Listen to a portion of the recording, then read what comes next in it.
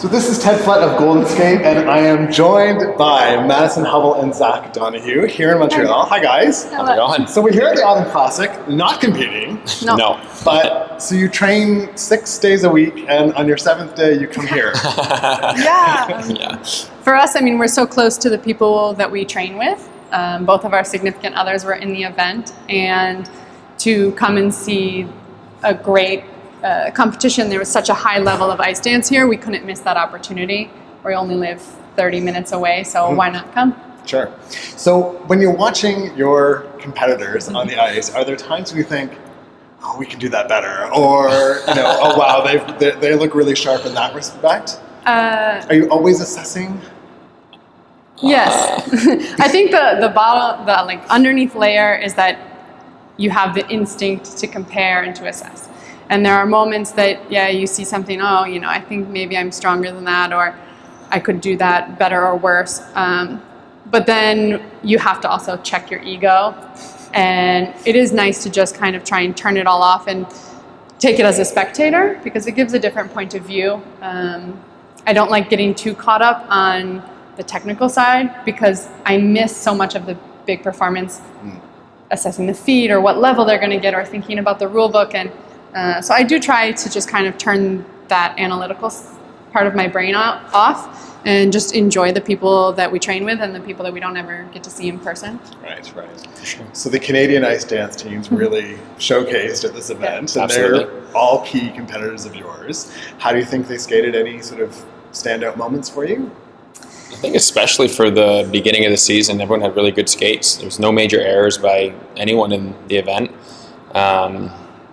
It's always nice seeing like the people you're closely competing with, because you kind of wonder, everyone has their camps and what's going on, and so it's really nice to be able to actually see them in person, but at the same time, like Maddie was saying, like kind of cheering them on too. Like it's nice to enjoy their performances rather than, okay, we got to go skate next. And yeah, I mean, we get the rare privilege to train with who are considered the very top of the world, Tessa and Scott, as well as Gabrielle and Guillaume, and so we do get spoiled a bit in our training.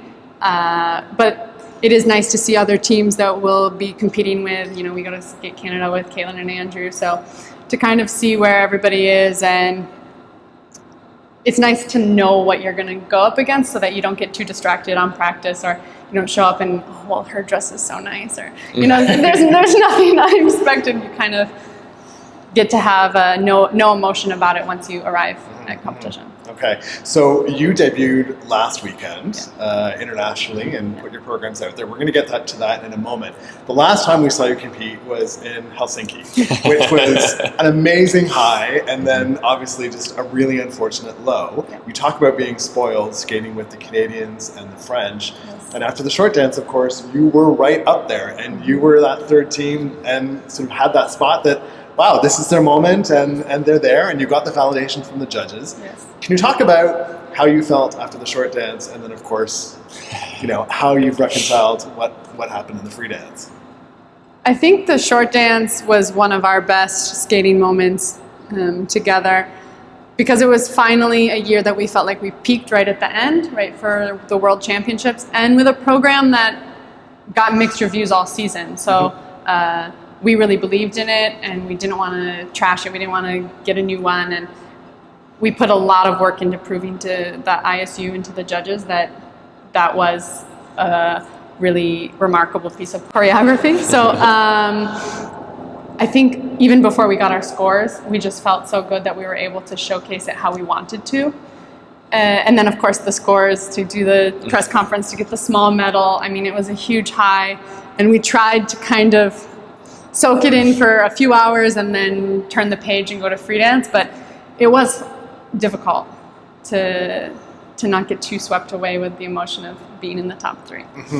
Did that sort of play on you in terms of the free dance, nerves or that pressure? I think at some point in the back of your mind, you kind of know it's yours to lose. There's always that position when you're in the top three where you're either trying to get ahead of one or two people, or you've got one or two people chasing you. So I think it's hard the first time in that position to really completely push it out of your mind and just focus. It's there. I mean, I don't think it's there really when you do the training, but thinking about it, warming up, okay, the mental walkthroughs, getting ready to go out on the ice, you're like, okay, I need to go out there and do my job, not sit down on a twizzle. Right. Yes. So was that just a fluke, or do you think? I mean, it happened so fast that to a spectator, you're just like, oh, he must have hit. Yeah. No, I've done that like or once hit an edge. in my life before that. It's not something that ever happens. So what do you attribute it to? I don't know if there's anything I can pinpoint it on. Okay. I think that there's a part of myself mentally that wasn't really prepared to handle that program in that position. Not staying in the moment. I remember thinking to myself, like, okay, you're almost there, like, just like, oh, you know. Right. So that's obviously not being in the moment. I think it's really just what it was about, is being present. And that's something we've really worked on with our life coach and in our training every day, is just being present in every moment. There's tons of things that get thrown at you, a little wobble here, a little drier ice, you know, there's tons of things that can happen on the fly. Sure. But yeah, it's really just being about that moment. So you mentioned a life coach. Mm-hmm. Yes. How long have you worked with a life coach? It's been, I guess, since last year. Last year?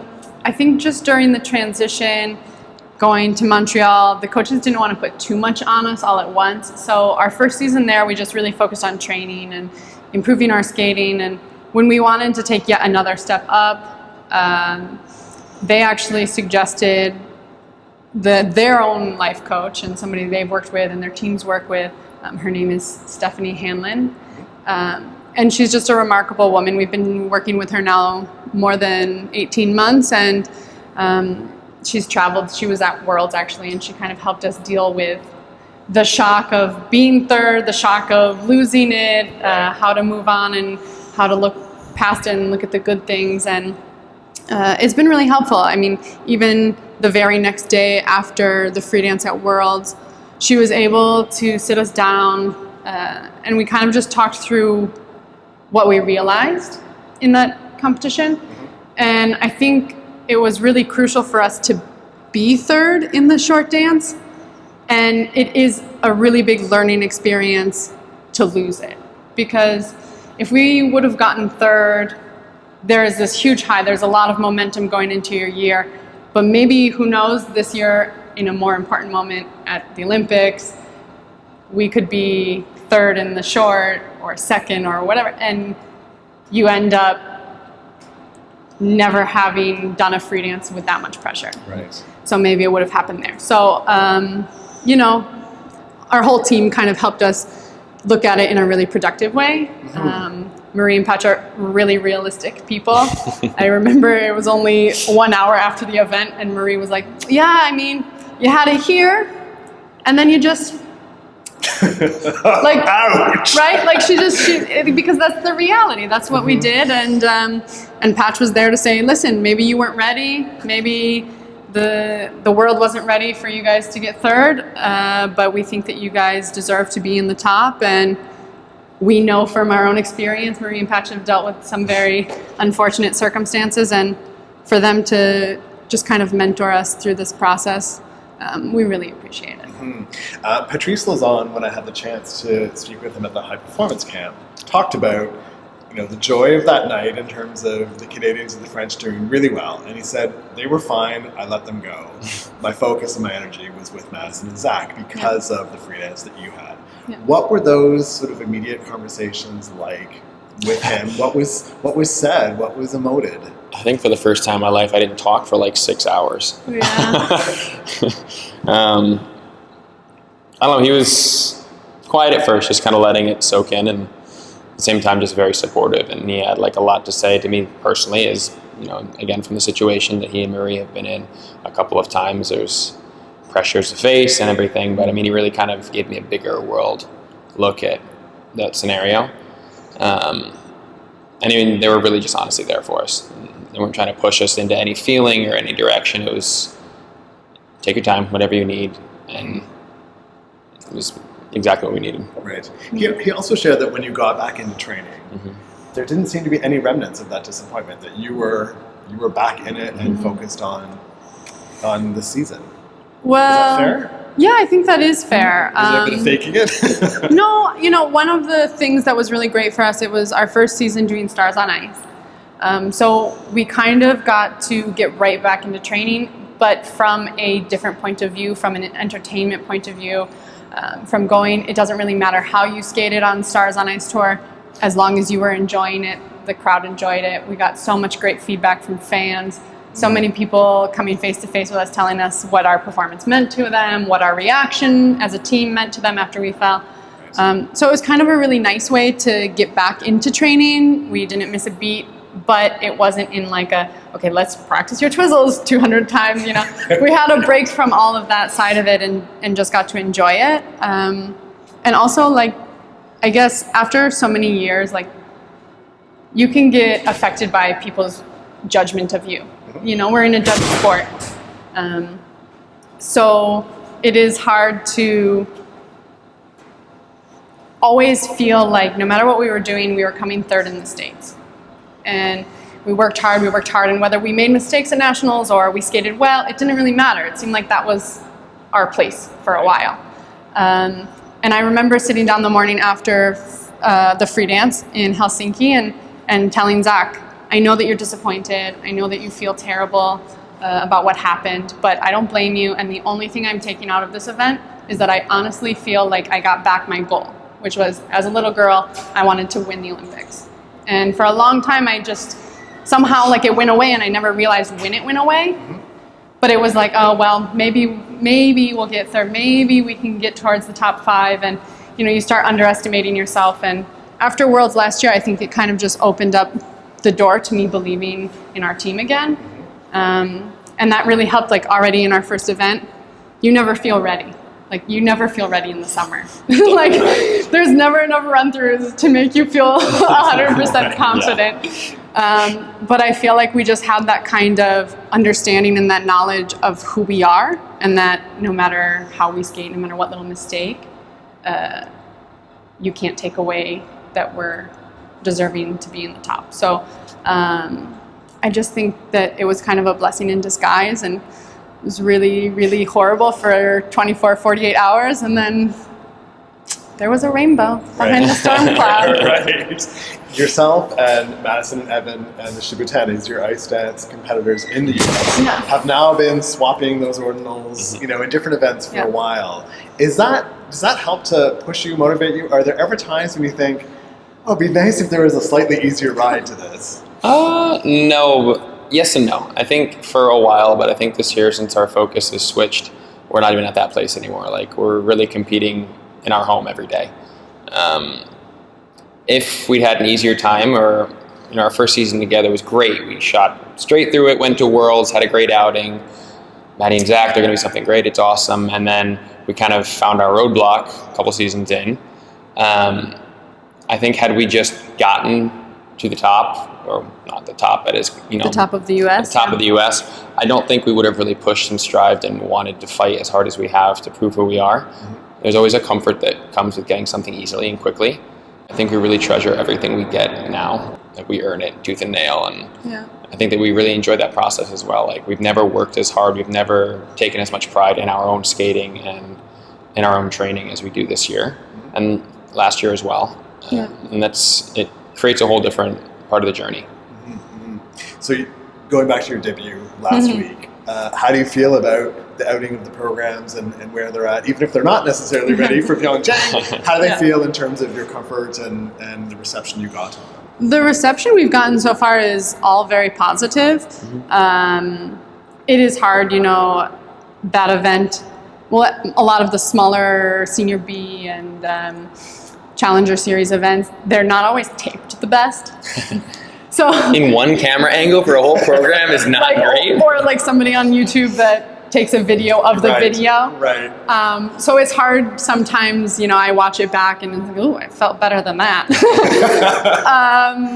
But I think that we've gotten really great response. We made sure to see people from all around the world, not just from our federation, all through this off season, to make sure the elements were good, that they really liked the direction we were going in, and it kind of seemed like fate, like the music just fell in our lap this year.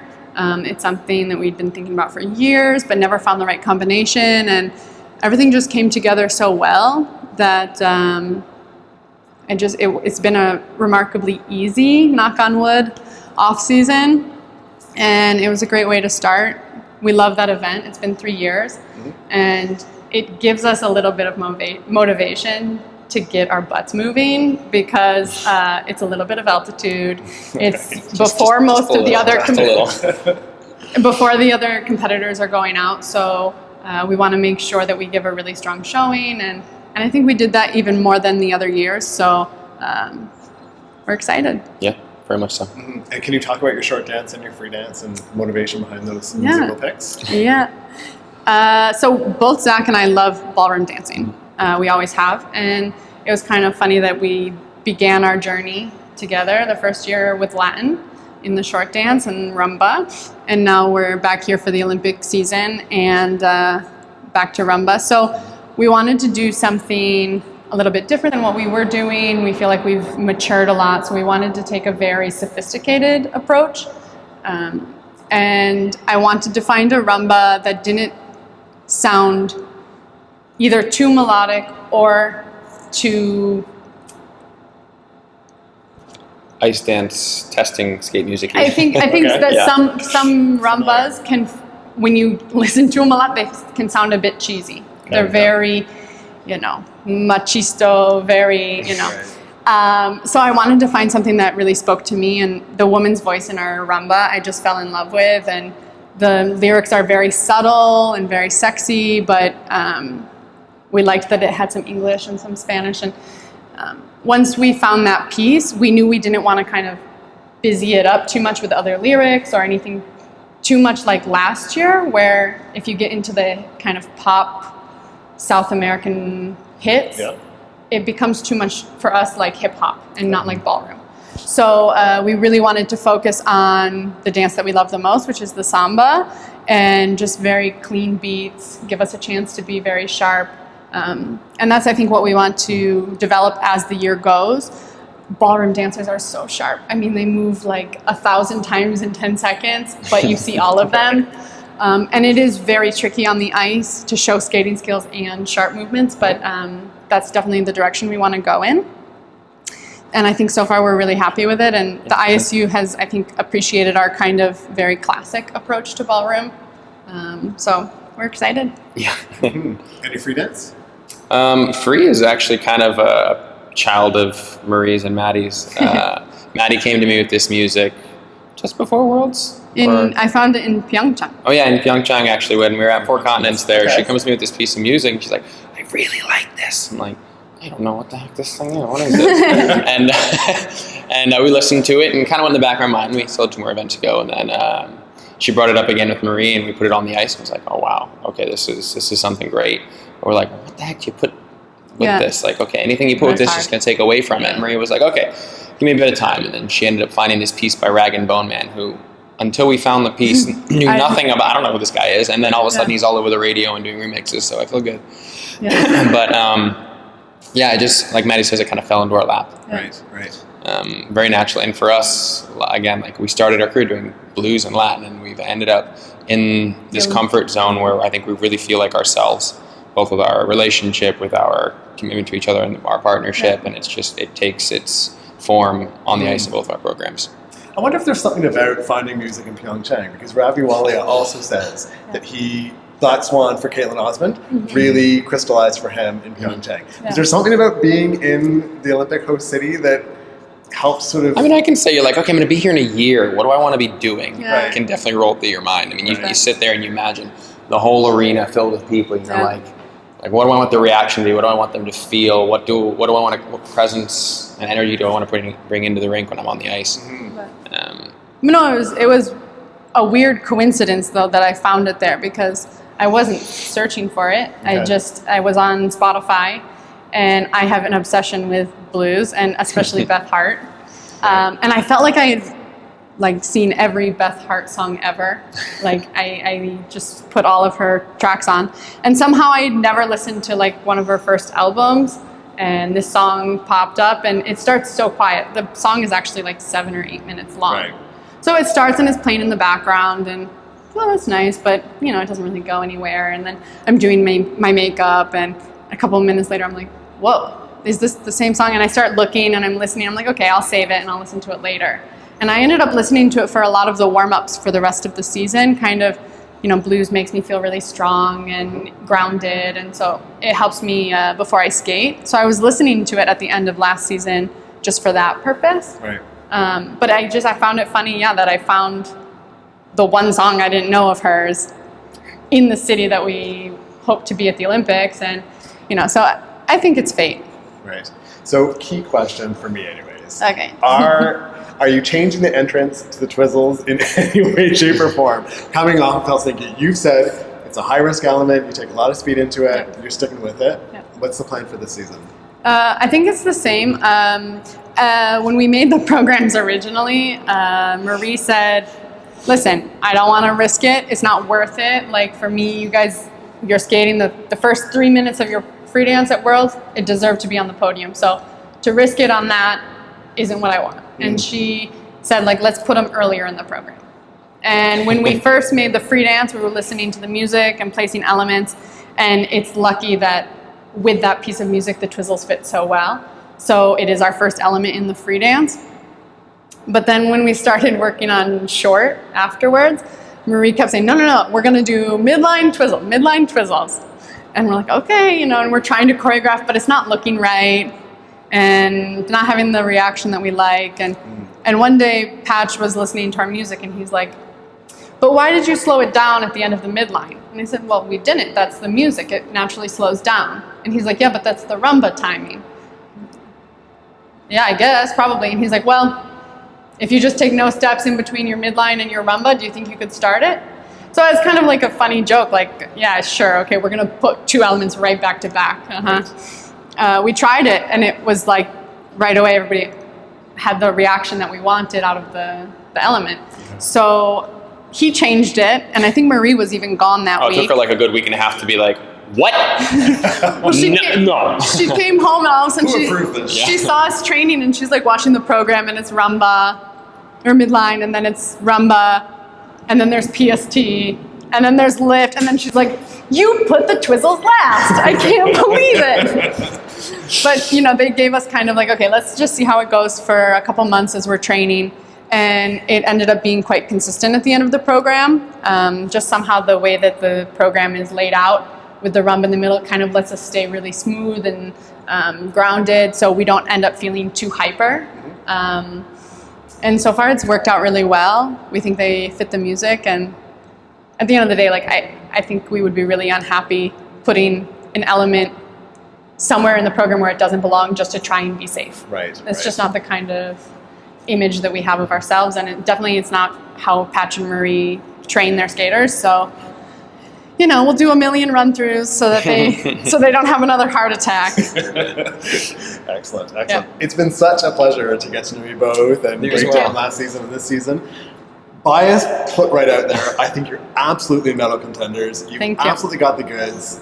Best of luck this season. Can't wait to see how your programs develop. And thanks so much for chatting with us. Thank you so much. Thanks.